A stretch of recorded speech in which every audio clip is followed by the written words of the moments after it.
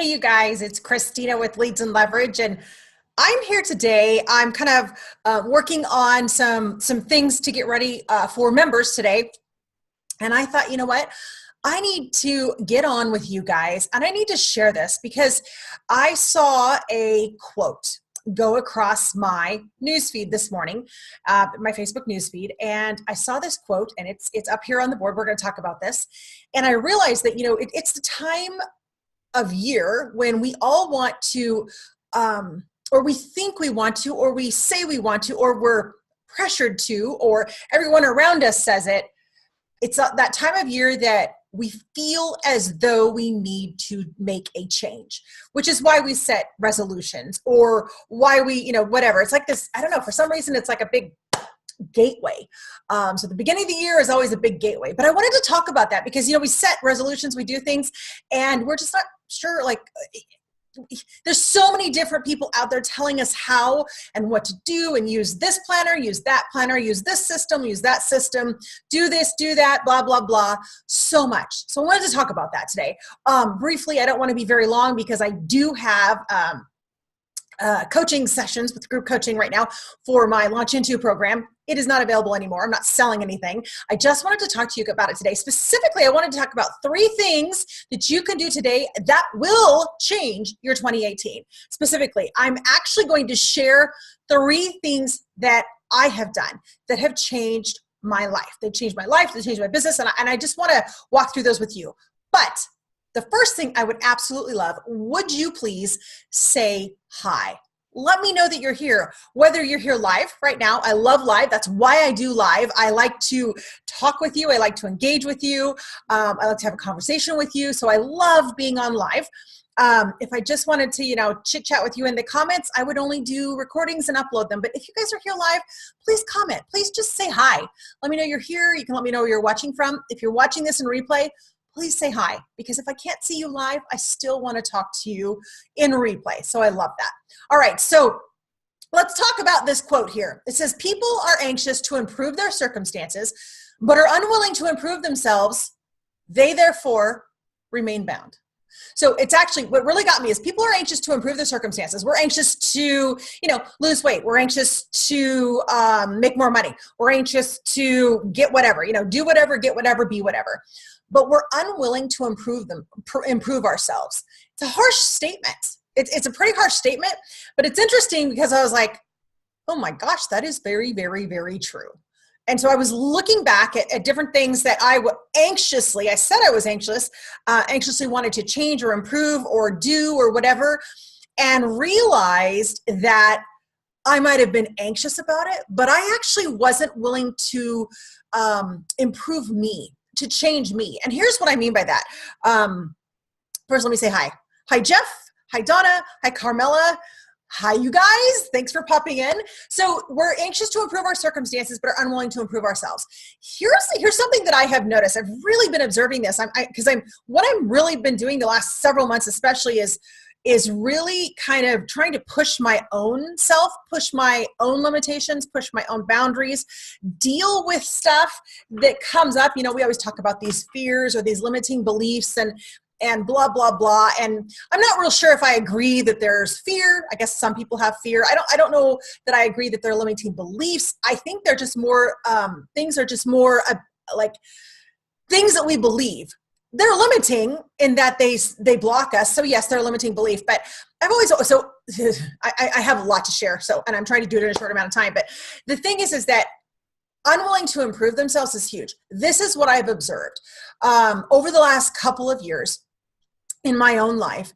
I have changed my health a lot. So here's what happened. I'm going to give you a little bit about my journey and the part of improving myself. And then I'm going to give you the 3 things throughout this that you can do that will change you, will change your life.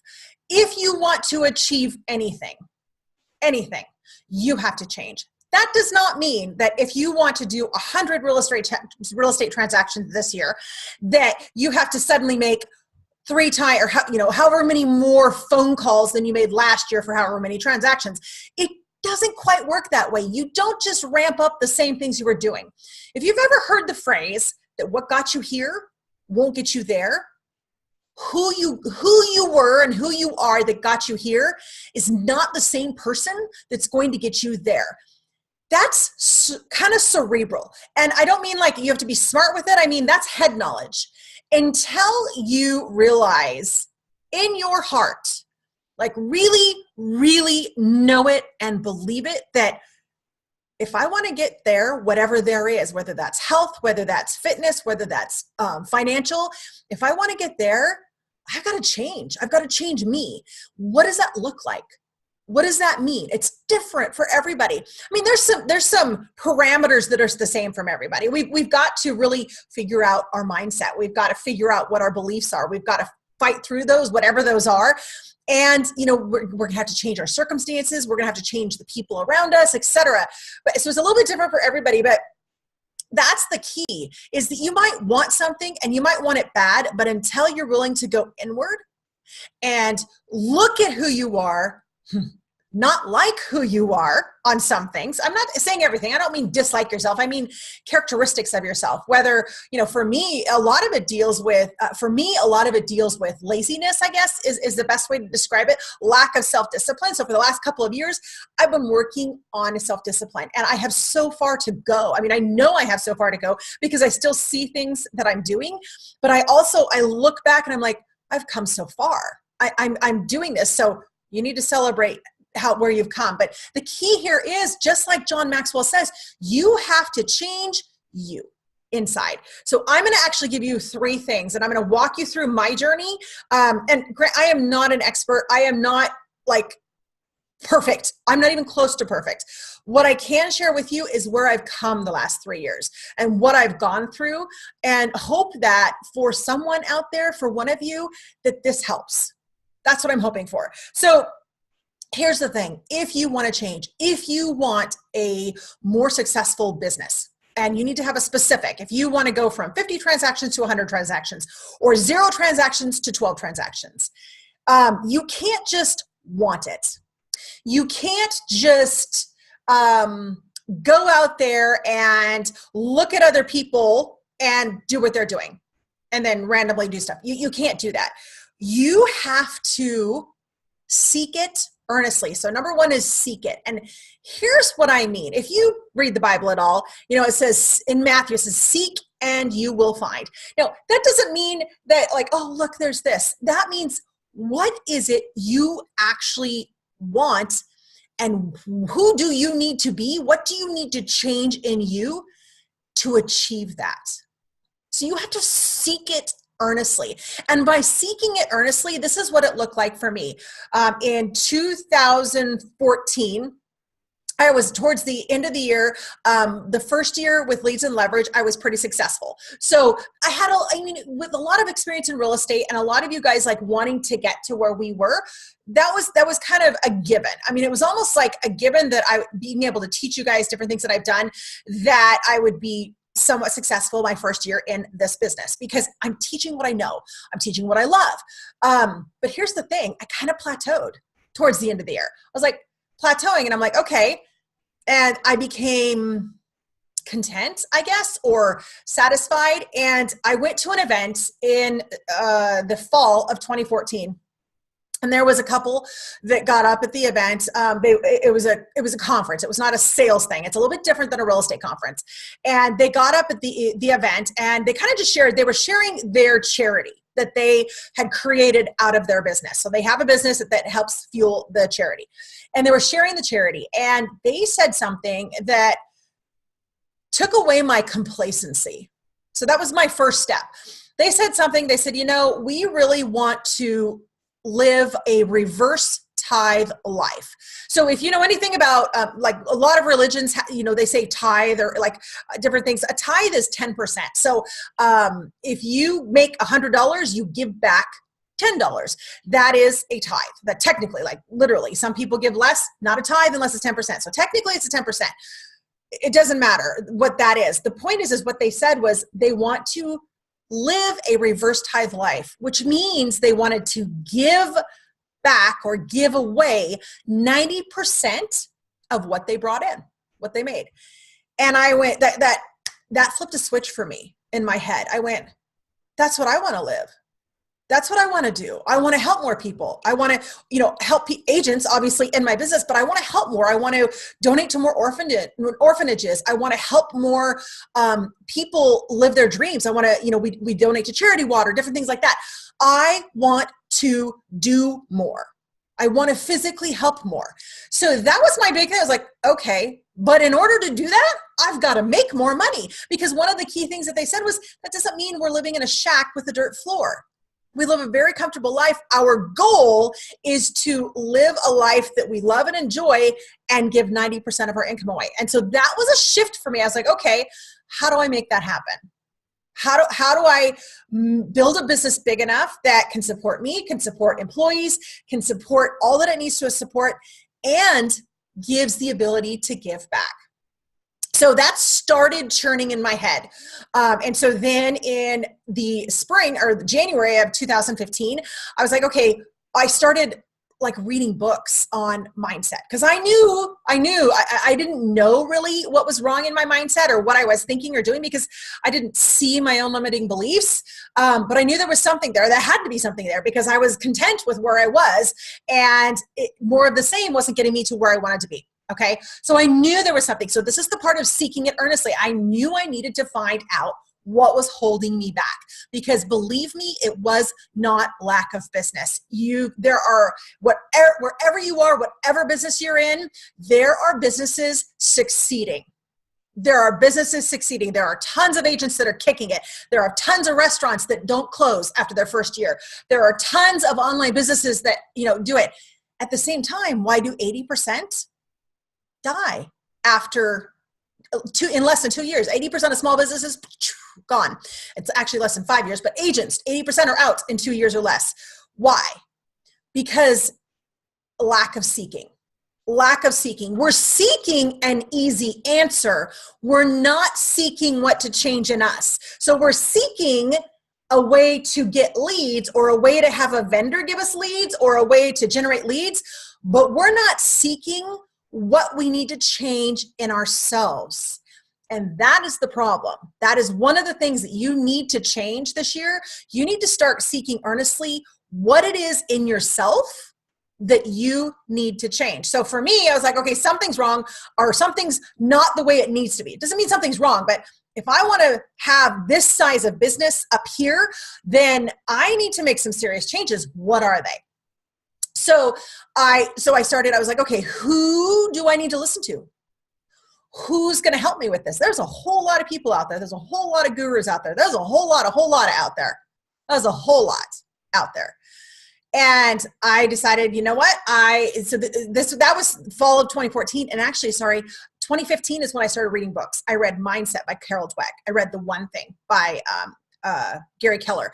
I read The Big Leap by Gay Hendricks. I read The Champion Mindset. I cannot remember his name, and it's clear over in my closet over there. I read Sleep Smarter, etc. No, I didn't read that one yet. So those are four. Those were all like mindsets. Okay. How am I living? What am I doing? And so I started reading these things and not just reading them fast. One of the things about people that I see trying to like book through all these books in a year, I'm like, are you actually taking and learning and implementing into your life the change that you're seeing or reading or identifying in the book? When you read that fast, does that happen? Do you implement? Probably not. So I was earnestly seeking, what is it? Then in the December of 2015, I had already met Brendan Burchard, not personally, I'd already met him the year before at that same event, by the way, that with that couple that talked about reverse tithing. So I had already met him met him, you know what I mean? Like learned about him. And he offered this New Year's Day thing on January 1st, 2016. I was like, okay, I'll go. It's about setting your goals. It's about doing stuff. It's blah, blah, blah, blah. Okay, I'll go. So from that, I at that time, I was looking for a coach. I had been looking for a coach. I had searched out, I thought I needed a business coach. I had searched out different coaches, some that within the real estate industry, some without. And I just was like, okay, well, people don't understand my business. They're wanting to tell me to do this, but that's not what my business is about. And so I was looking for an actual coach, not someone to tell me what to do. That's not a coach, guys. And I think in the real estate industry, we get confused by that. We think it's somebody who's going to hold us accountable and tell us what to do, but that's not really what a coach is. A coach knows how to ask the questions that change you, that get you to reflect and change. That's what a coach is. A coach sees where you're ignoring or avoiding and is able to question you into truth, into reality. And so I was like, I know I need a coach. So I decided I'm going to go to Brendan's High Performance Academy. And I knew I was looking for a coach. By that point, I knew I was looking for a high performance coach. I wanted a coach to work with my mindset. I didn't need accountability to do certain things every day. Clearly it helps. However, that's not what I was looking for. I wanted to change who I was inside, not what I was doing outside. And that sounds like a contradiction, because when you change who you are inside, you do change your actions on the outside. But you got to start from the inside first. You need to seek it earnestly. The second element to this is you've got to live it daily. So here's what I decided. You have to know those tasks and things. Those are tasks, those things that you're going to do daily, but you've got to seek it so earnestly inside you that every single day you see it, you recognize it, you work on it. So I went to High Performance Academy. I found a coach, a high performance coach, very different than a business coach or anything like that. I found a high performance coach, and that high performance coach started exposing me to things that, I had thought about, but didn't really believe or really didn't connect to me as needing to change. And so this is going to sound funny, but in order to have a more successful business, I needed to become different. My daily routines needed to become different. I needed better sleep. Like if I actually wanted to serve you guys, I had to, the number one thing that I have to focus on, I have to get 8 hours of sleep. That's not just me. Like one of the things that Brendan really exposed me to was the fact that we all tell ourselves all these lies about sleep. We do. I do just fine on 7. My body only needs this. Those are all lies. Those are all things that we told ourselves or society has told us that we believe. Those are limiting beliefs. When every single sleep research study, thousands of them, when every single one tells you you need at least 8 hours of good sleep every single night, and high performers typically need about 9 because you're using more energy. When there is not a single study out there that shows that less sleep does, but in fact, those studies show that if you get less than 7 hours of sleep a night, you're 30% dumber. It's literally your cognitive ability drops by 30%. So I was like, okay, all right. So from the very basic level, and I watch people going, I want to lose weight, so I'm going to start exercising over here. I'm like, that's like one of the last things you should be doing for losing weight. I know this now. The very first thing is sleep. The very second thing, hydration. The third thing, nutrition. If you jump to nutrition and exercise and you're not getting the sleep that you need and you're not getting the hydration that you need, you're going to get frustrated. You're either going to lose some weight, plateau, not lose weight, or gain weight, period. If you want to be successful in real estate, you need sleep and hydration, then nutrition. Those are the top 3. It's literally in that order. And so what I started realizing was that my knowledge was lacking. I was letting the culture of real estate and society and stuff tell me what was right, what was wrong. As far as what I needed for my body, I was believing it. I was believing the stuff that wasn't true for who I needed to be.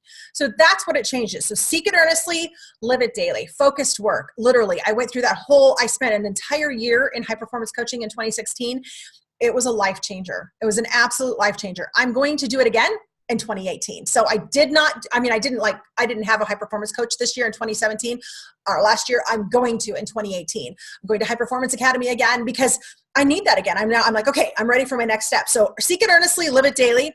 And then here's what you need to do as you're earnestly seeking what you need to change in yourself so that you become unbound, so that you can be successful, and you're living it out daily. You're actually practicing it daily. And I mean, by living it out daily is you're pondering, you're thinking, you're changing, you're figuring out what you need to change, you're practicing routines, etc. You're getting over your lack of desire to be disciplined, that's mine. I felt like disciplining myself or self-disciplining myself was kind of a control. And I didn't like that. But then I realized that I had more freedom when I was disciplined. So the third one is you need to share it. And there's a lot of different ways that you can share it. So seek it, live it, share it. There are a lot of different ways that you can share it. But you need some people around you that understand your desire to be a different person, to be a better person, to be a high achiever, to have something different in your life. And what's going to happen is as you're progressing, this is the same thing that a lot of people experience when they lose weight. They, sometimes their spouses have a problem with it because they saw them as a certain kind of person. It's not that they're trying to hold them back and not let them be healthy, not let them be thinner. And it's not even necessarily out of fear that, oh my gosh, if they get thin, they'll go find someone else. It's because we put our place in relationships in the world. We identify things and we categorize things. We categorize people. We categorize what they look like. We categorize how we interact with them. This is not a bad thing. It's how we do it. It's just, it's like, so we can feel confident and comfortable where we are. And when something changes drastically, when somebody goes from 300 pounds to 125 pounds, those are just numbers I'm arbitrarily throwing out, but basically obese to fit and healthy, and they're a friend or someone close to you, if you're also obese, it's uncomfortable. It's uncomfortable for you because, one, you've got your own conviction going on, whether they say anything or not. You've got your own conviction going on. And you don't want to deal with it. Let's be honest. We don't want to deal with it. And when you're the person that's losing the weight, you sense the discomfort. You see the comments. You see the stuff. So the people that you're surrounding yourself with, sometimes they become people you shouldn't surround yourself with anymore. And that sounds harsh. And you just need to be very, very aware that when you change, whether that's physically or mindset, when you change, be prepared to literally see the world differently, to take your glasses off and see the world in a different way. And so when you are sharing it, so seek it, live it, share it. When you're sharing this, you need to have people around you who understand where you're at, who understand the journey that you're on. If someone else is not on that same journey, they don't understand. And some are very, very loving, but their beliefs are going to come out onto you, and you're going to be battling those, which is why we're told to surround ourselves with people that we admire or we want to be like, which is why people who are overweight tend to have overweight friends. People who are not overweight tend not to have the closest 5 people. It's very interesting. It's very interesting to notice that you go to, I feel like my eyes have been hugely opened in a couple of things, financially and through health, just watching, listening to how people talk about money. Seriously, about a year and a half ago, I was at a Pampered Chef party, and it's, money has not been a what are we going to eat today problem for us for several years. And so we haven't like, oh my gosh, how am I going to pay that? Or how am I going to do this? We're not wealthy. That has nothing to do with it. We've just been very disciplined about our budget, about our debt, and we're growing the business. And so I went to a Pampered Chef party. I knew what my budget was. I actually literally set myself a budget. I'm like, you know what? You can have fun to this amount right here. And it was interesting because I was like, okay, let me write it. I'm methodical. Let me write down everything I want. And then now, okay, I have this budget. What do I want most? What can I do with that? So that was my thinking. I'm listening to the conversations in the room. And this was my first moment that I realized how drastically my own thinking had changed. And listening to the conversations and just the whining about how expensive things are, or the negativity surrounding, if I buy this, I'll get in trouble. There was just so much negative energy and thought. And I just thought to myself, my first thought was like, you knew you were coming to a Pamper Chef party. Why didn't you just give yourself a budget? Like, so in my brain at that point, it was easy for me. Now, and I'm like, did I used to talk like that? Did I used to think like that? And that was eye-opening. That was eye-opening. Same with health. Totally different. I watch friends of mine.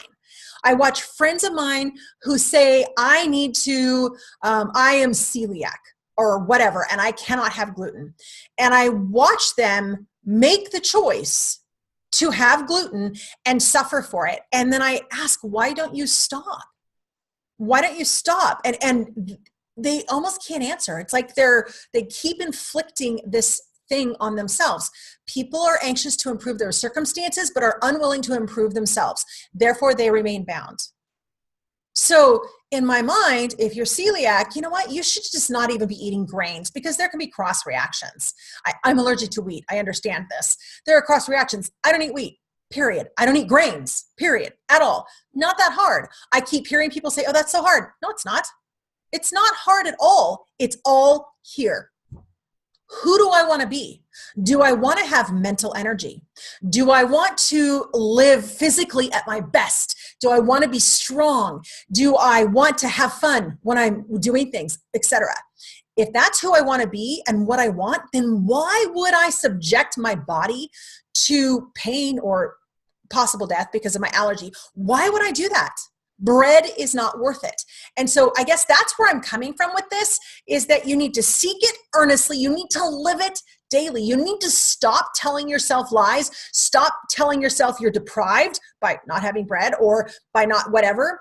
And you need to be with people, surround people, be in a group, be in a coaching group, be with a coach. Find people. I'm in a mastermind now of people who are on this same journey with me. Some have bigger businesses, all have different experiences, but are on the journey that they want to grow, they want to improve, they want to change who they are, knowing that in order to change their business, to change their lives, they have to change them. So I don't know how long I have been on, and I've been like monopolizing the time. Do you guys have any thoughts about this? I mean, do you struggle with this here? Like when you read this, when you see this, do you think that, oh, but I'm changing myself. I'm making more phone calls, or I'm going to do more open houses. That's not yourself. Those are tasks. So, and when I realized the difference between the outward tasks and the inward change, that's when my life changed. That's when my life started changing. I mean, it's still changing. So I'm curious, if you understand the three things: seek it earnestly. You've got to seek change earnestly. You've got to live it daily, and you need to share it with others, people who understand. Let me know. Let me give you a clue. You're going to look weird. You are. People are going to think you're weird. I'm going to reveal something to you that when people don't understand this about myself, when people don't understand it, or any of the health or any of the research or anything like that, they just think it is like the worst thing you could possibly do to yourself. So I do intermittent fasting and I do extended fasting. Now, I don't go, by extended fasting, I'm not crazy. But let me just say, the amount of research that I've done with specific doctors and who I am connected with, I'm in a group that I pay for so that I can be connected to a doctor who is very well known, et cetera. But here's the thing: when I tell people that, like I try not to tell people. So if I'm out somewhere and doing something, and like people are insistent about food. Here's the thing: people are really insistent about food. It is not hard to fast for one day. It is not hard. You have to train yourself, but it is like fasting for a day for 24 hours is really easy. It's just that we've been trained that we need to have a snack all the time, which is actually what's killing us. So if you're going to do research and you actually want to get healthier, do some research on your insulin. Your hormonal is insulin. Control of that insulin, or control of that hormone alone, is what will gain weight or lose weight for you, period. It will also heal you of type 2 diabetes, Alzheimer's, Parkinson's, all kinds of different things, or it will make those worse. So do some research on this, but I just want to say people think I'm nuts. So I don't tell people when I'm fasting. I just don't. I do tell my husband, so he knows, and I talk to my parents about it because we are engaged a lot, so that they know. I want them to know, because if I miss a barrier, if I say, okay, I'm feeling this, they'll know, okay, are you fasting? Maybe you shouldn't be. That's just my own barrier for me. But that's the point. I decided that I'm going to reap the health benefits of intermittent fasting and extended fasting. And let me tell you, I am weird in the eyes of the world. I know there are a lot of you on here like, I could never do that. That's a choice. And that's why people are unwilling to improve themselves. If you're thinking, I could never do that, that's the mental problem that we all have for whatever it is. That's what you need to attack. That's what you need to figure out. And it's not even, I don't want to do that. It is that. It's, I could never, or I don't want to. If you have those thoughts, that's right there. Unwilling to improve yourself. And that's what I have to face. I was like, no, there's no way I could fast. Well, okay, but I changed my diet completely, but then it was easier to fast. So then there's that. And then it was like, well, there's no way I would fast for more than one day. No way. I do it regularly now. And so it was just kind of, I was breaking through these barriers. I'm now always on the hunt for looking for those things that I'm like, I could never do that, or I wouldn't do that. I'm looking for those thoughts. Anything that triggers those thoughts, what is it? Second look. Why? Why wouldn't I? Etc. Yeah, Carmela's doing the finish course right now. Yeah, I thought about doing that with John, but no, I don't have time right now. That was the other thing. I wanted to make sure that what I was doing right now was next. That's the other piece. So you're seek it earnestly, live it daily, seek heart versus head. Knowing something doesn't mean you actually believe it. Knowing something does not mean you're living it. So that's what I mean. Seek it, live it, share it. How badly do you want to change your circumstances? Like how badly do you want to improve yourself so you can change your circumstances? How badly? That's why we set these goals in January, and then we just don't actually want to do the change. We don't want to be out of our comfort zone. We don't want to be different. We don't want to stand out. We don't want to be the one that never eat. Like I never eat. Oh, I take that back. I had sugar yesterday. I never eat grains, sugars, and starches. I did have sugar yesterday. However, I immediately went into a fast. Like I had the sugar and I was like, you know what? I'm going to do a fast. I need to drop my insulin again. So, and that is the second time I've had sugar in a year. So second instance, I am very, very, very, very, very intent on changing my health, on changing my mental energy. I'm very intent on that. Having mental energy, having mental clarity, having physical stamina, having all of that is more important to me than having rice with my sushi. It really is. I can get by with just eating sashimi. I'm fine with that. Sure, it's changed my lifestyle. That's the other thing. I've had to change my lifestyle. I don't drink wine like I did. It's really ironic. My son was like, he said the other day, he's like, it's really funny. Before when you drink a lot of wine, you didn't have a lot of wine in the house. And now you guys drink you don't drink that much and you have a lot of wine in the house. And I was like, well, that's probably because we don't drink as much. But actually it's because we collect more. We have a little bit more money. So we buy a little bit more higher end bottles and we drink a lot less. We drink a lot less because alcohol is bad on your liver. If your liver is not processing, if your liver is processing alcohol, guess what else it can't process? It can't process any crap that you ate, any toxins that you brought in, stuff you put on their skin, things in the air. It can't process that while it's processing alcohol. And someone who's heading into middle-aged menopause stuff, I need those hormones out. So I don't drink. Pretty much. I mean, I do drink. I don't drink very often. So, but those are things like it changed my lifestyle. We used to go to wine tastings all the time. That was our lifestyle. We had fun. We were engaged with that group of people. And now that's kind of all that group of people does. And so we don't really go out with them anymore. We found new people to do different things with. This is what I'm talking about. It's hard. It's hard. You realize how much you don't want to give up something to become what you need to become when you're faced with it. Like it's easy to say, oh, I could do that. But for how long? Permanently? Anyway, so all these things that I'm sharing, is there anything else, you guys, on these? I told you this was a hard truth. It's a very, very hard truth to want to change your circumstances, but if your circumstances don't change, it's because you're unwilling to improve yourself inside. And so I'm just real curious. I struggle with this a lot, with a lot of things. I told you, anything that comes up that says I could never do that or I won't do that, those two things, I immediately know that's what it is. What about you? What about you guys? I've got another couple minutes, and I'm curious in light of it being January 2nd and in light of it being a new year, did you make some goals and are you kind of just hoping that they'll happen? Or did you make some goals and have you made some changes to make them happen? So here's an example. A lot of people make a goal for health. I'm going to work out and lose weight. I lose weight, work out, change my diet, whatever. And we change everything all at once. That's a whole nother thing. You don't change everything all at once. But anyway, we change everything all at once.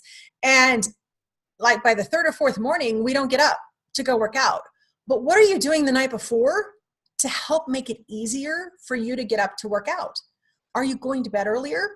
Are you setting up your stuff every night? Like, this is going to sound obsessive, but ever since I started, every night I go to bed a little bit. I mean, I go to bed early, but I give myself time to set up my outfit for the next day and everything that I need. So I literally don't have to think about it. I just get up, go in the shower, put on my clothes, then put on my clothes, and I'm done.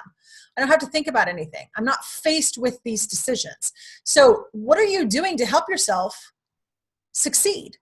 Or did you go, okay, why am I not getting up at this time? So I am so in tune with getting up between 4:30 and 5 every single morning.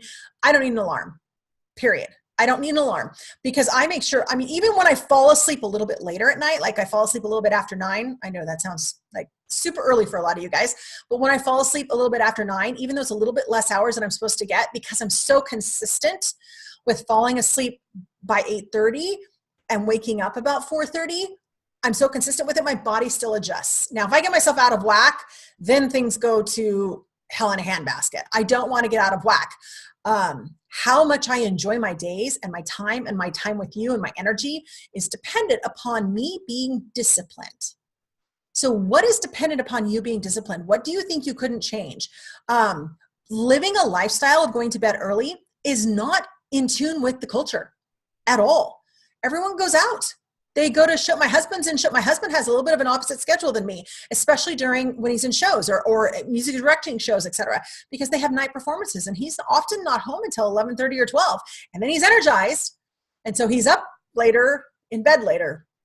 That means that I don't go to evening performances. I'm really, really careful. I don't go to nighttime movies. I go to matinees. I make sure that what I do in my life fits the lifestyle that I want, fits who I want to be. No, I'm not depriving myself. I'm giving to myself. So I'm curious with you guys what that's looked like for you. And done. But I'm going to wrap this up now. Hi, Eric, Carmela, Jeff, and Carmel again. Hi, Michelle. I'm going to wrap this up now. I need to get on. Get into my next coaching session, but you guys are awesome. I'm really excited to start this year with you. That's why I wanted to get on here, talk to you about this. I saw that go across today and I just thought, that's so powerful. I love you guys and I will see you over the next couple days here on Facebook. Talk to you later.